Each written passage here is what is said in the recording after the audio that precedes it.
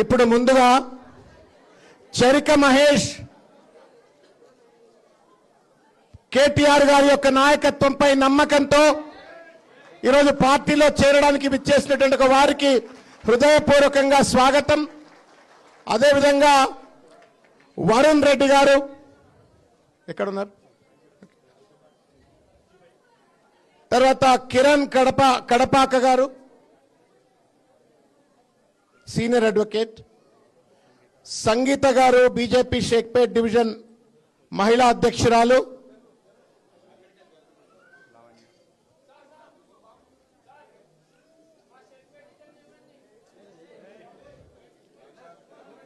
BJP మహిళా secretary Lavanya గారు, K Govardhan Reddy గారు బీజేపీ జనరల్ సెక్రటరీ, సుంకరి భాగ్యమ్మ గారు,